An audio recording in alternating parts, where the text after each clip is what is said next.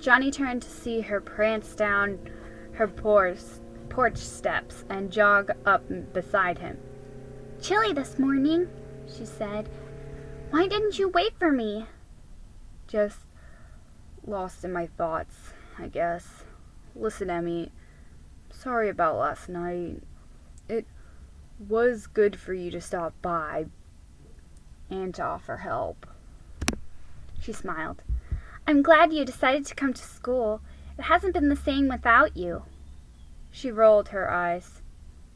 "Wilson Knox has been pressuring me. Isn't that all he ever does? Pester?"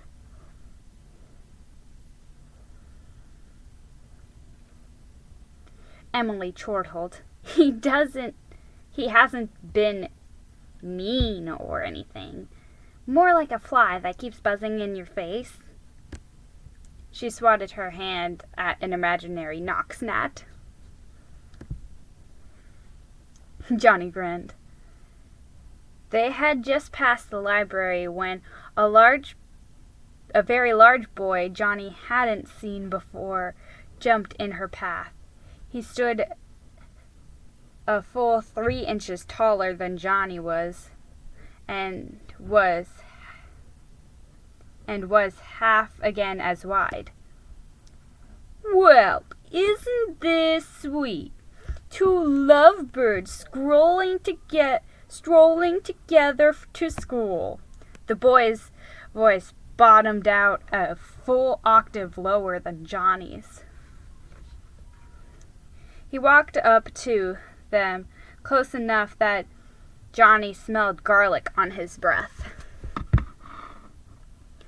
"I get why you like her," he said to Johnny, sizing Emmy up.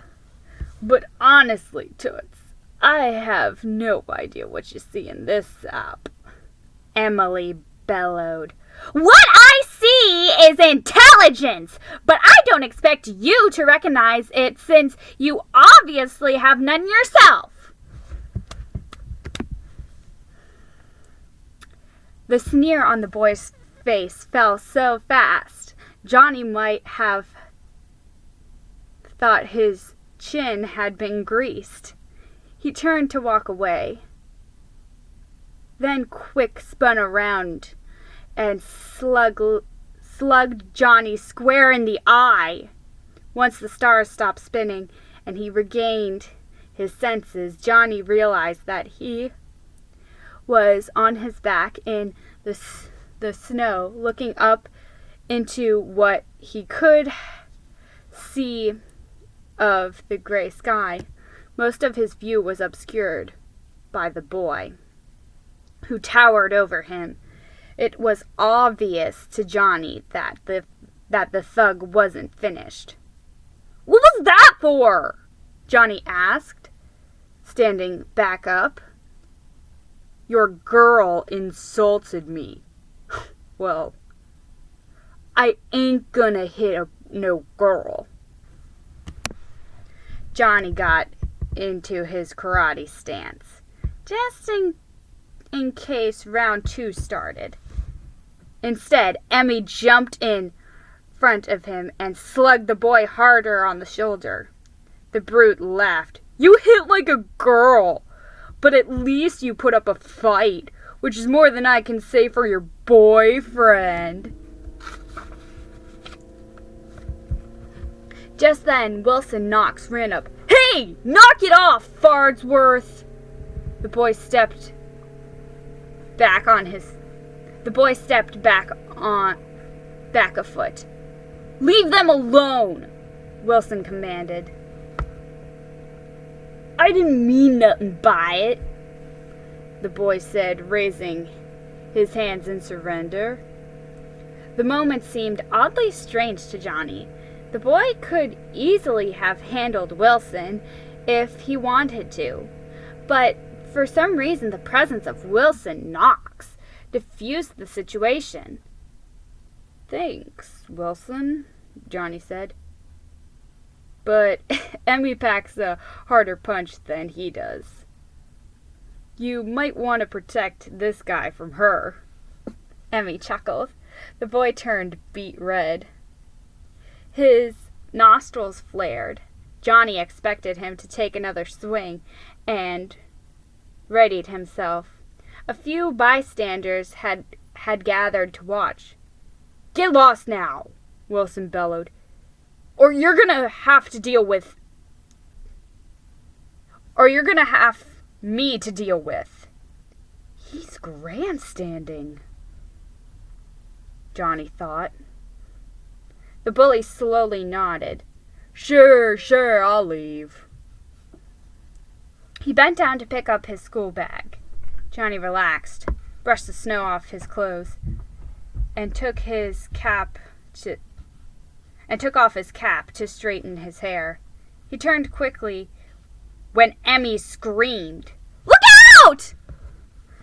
The boy's fist swung wildly towards Johnny's face, but before it could connect, one of the bystanders grabbed the boy's arm and twisted it behind his back and flung him to the ground. "Maybe you ought to pick on someone your own size," the man chimed. The boy jumped up, and Johnny wondered whether he would actually fight back. Instead, he straightened his clothes and chuckled. "My father taught me to respect my elders. I wouldn't want to hurt an old geezer like you." The man smiled smugly. "Well, I appreciate that. Now clear out."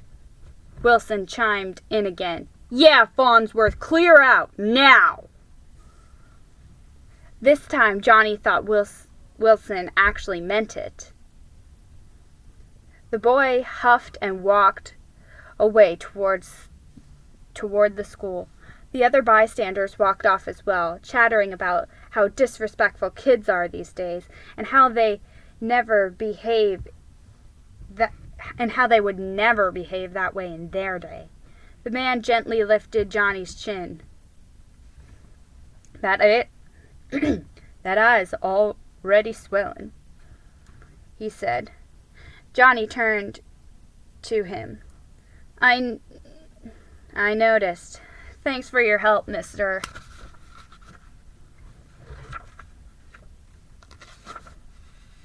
Emily pointedly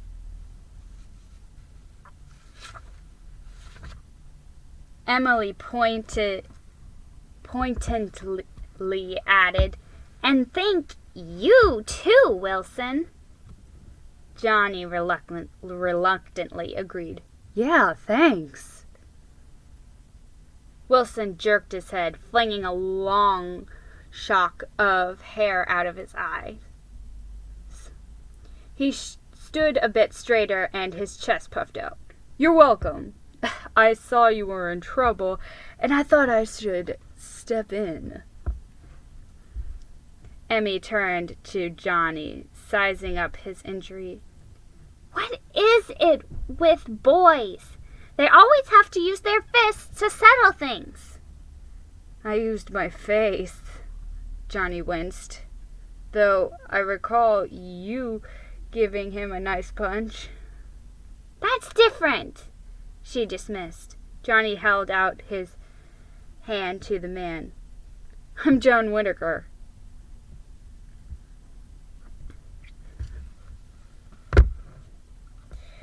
The man took his hand and shook it. "You can call me Al. And who's your girlfriend?"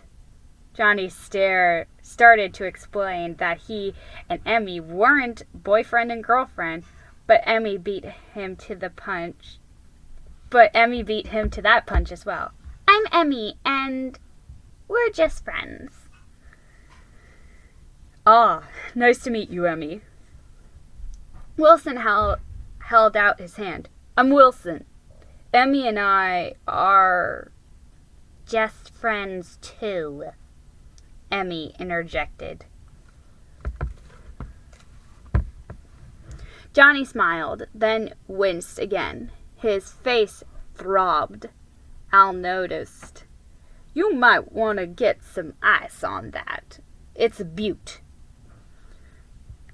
Maybe I should lay my face back down in the snow where that kid put it, Johnny smirked.